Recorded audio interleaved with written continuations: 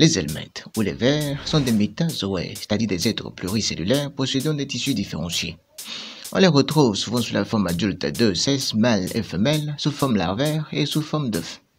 On les classe en deux catégories, d'un côté les vers plats, appelés platelmintes, et de l'autre les vers ronds, appelés rondelmintes. Non, on les appelle nématelmintes, ou encore nématodes.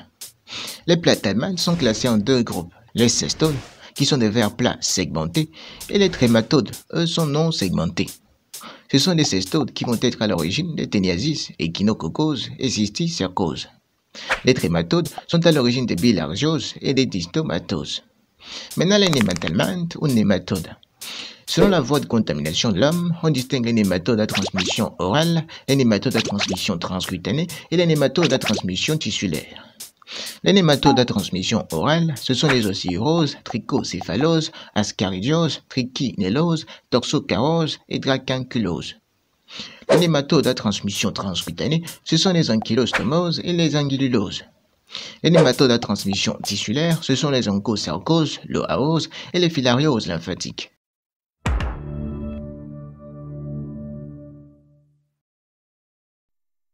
Salut, bienvenue dans Médéo pour ce cours de parasitologie médicale qui porte sur la loaose. La loaose ou loase est une parasitose causée par un ver filaire appelé loa-loa. Elle est transmise à l'homme par la piqûre des insectes du genre Chrysops. La maladie est principalement présente en Afrique centrale et de l'Ouest, notamment dans les zones forestières humides. Voyons l'épidémiologie. La morphologie de loa-loa est caractéristique des filaires. Les vers adultes sont filiformes, cylindriques et de couleur blanche. Le mâle possède une extrémité caudale recourbée. Chez la femelle, l'extrémité caudale est arrondie. Elle est vivipare, c'est-à-dire qu'elle ne pond pas des œufs, mais libère directement des larves que nous convient d'appeler microfilaires. Et notons qu'une femelle gravide peut pondre 10 000 microfilaires par jour. Les microfilaires de loa-loa ont une forme de petit fil entouré d'une gaine protectrice. Elles possèdent une extrémité céphalique arrondie et une extrémité caudale effilée. Au cours du cycle biologique, ces microfilaires vont passer par 3 stades de développement. On distingue d'abord le stade L1, qui va ensuite évoluer vers le stade L2 et puis le stade L3. Le vecteur. Ce sont les insectes diptères, c'est-à-dire les insectes à 2 ailes du genre Chrysops avec 2 espèces connues. Ce sont Chrysops silacea et Chrysops timisiata. Ils ont une couleur allant de ocre à brun clair avec des ailes disposées en lame de ciseaux ouvertes au repos. Voyons le cycle biologique. Les loa-loa sont des parasites dixènes dont le cycle est indirect. L'hôte intermédiaire, c'est-à-dire l'hôte chez qui se développent les formes larvaires du parasite, est représenté par le Chrysops. Et l'hôte direct, c'est-à-dire l'hôte qui abrite les formes adultes du parasite, est représenté par l'homme. La contamination de l'homme se fait par piqûre par le Chrysops femelle infecté. Au cours de cette piqûre, les larves filariennes de stade 3 ou L3, présentes dans le labium, c'est-à-dire la bouche de la mouche, pénètrent la plaie, puis migrent dans les tissus sous-cutanés et se transforment progressivement en vers adultes. Ce développement prend environ 3 à 16 mois et les vers adultes formés peuvent vivre dans les tissus sous-cutanés pendant des années. Suite à un accouplement, la femelle gravide émet des microfilaires immatures. Ces microfilaires vont ensuite rejoindre la circulation sanguine et y circuler avec une périodicité diurne, c'est-à-dire qu'elles sont plus présentes dans le sang périphérique pendant la journée, coïncidente avec les moments où les mouches sont plus actives. Au cours d'un prochain repas, un Chrysops femelle s'infecte en ingérant les microfilaires. Une fois dans la mouche, les microfilaires se développent pour donner des larves infectieuses L3 dans l'intestin de l'insecte. Une fois formées, les larves L3 vont migrer vers le labium en attendant une transmission à l'homme lors d'un prochain repas sanguin. Passons maintenant à la clinique. Au moins 3 mois après l'infestation, 3 types de manifestations peuvent survenir. Il s'agit de la migration sous-cutanée d'une filaire, l'œdème de Calabar et le passage sous-conjonctival du ver adulte. La migration sous-cutanée d'une filaire. En effet, les vers adultes ou les microfilaires de loa-loa peuvent migrer sous la peau, provoquant des symptômes comme des démangeaisons et des fourmillements.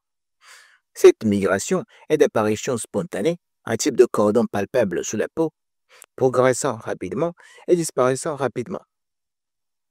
Mais la plupart des sujets vont manifester une réaction d'hypersensibilité à cette migration sous-cutanée. Cette réaction est un œdème qui nous convient d'appeler œdème de Calabar. Il s'agit d'un œdème migrateur, fugace, prurigineux, dur, élastique. Il ne prend pas le godet et est accompagné d'une sensation de brûlure. Il siège préférentiellement aux membres supérieurs, à la face, au haut thorax. Maintenant, le passage sous-conjonctival des vers adultes. Il s'agit d'une manifestation surtout spectaculaire, mais sans gravité.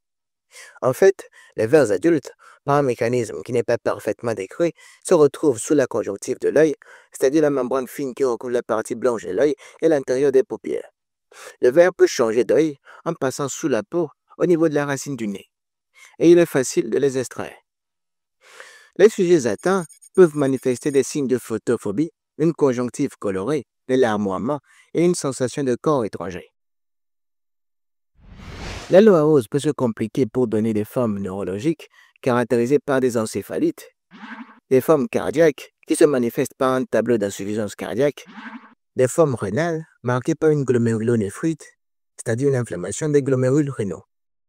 On note également des complications oculaires marquées par une hémorragie du vitré, une inflammation de la choroïde et de la rétine et une baisse de l'acuité visuelle. Passons maintenant au diagnostic. Le diagnostic se fait principalement à partir d'un prélèvement de sang veineux ou capillaire. Ce prélèvement doit être réalisé entre 10 et 14 heures, ce qui correspond à la période où les microfilaires sont plus présentes dans le sang périphérique. Les filaires adultes extraites lors du passage sous-conjonctival peuvent également permettre de poser le diagnostic. Dans le cas d'un prélèvement de sang, le diagnostic repose sur un examen direct à l'état frais entre l'âme et lamelle de 10 microlitres de sang, ce qui permet d'observer les microfilaires mobiles.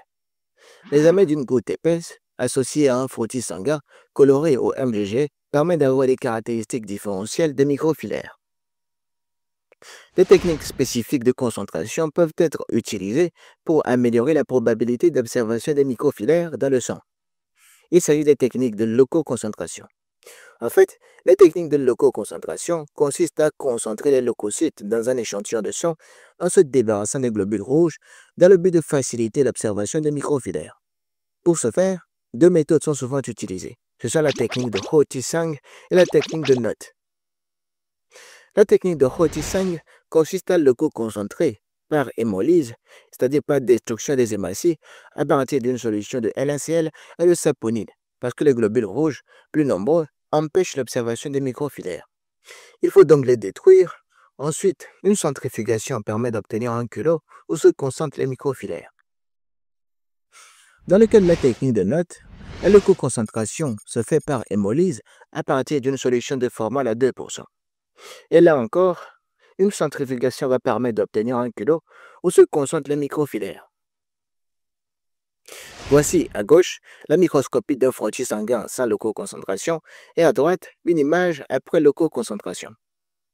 On peut facilement constater que l'image à droite est beaucoup plus claire en raison de l'absence des globules rouges, ce qui permet de mieux apprécier les caractéristiques de la microfilaire.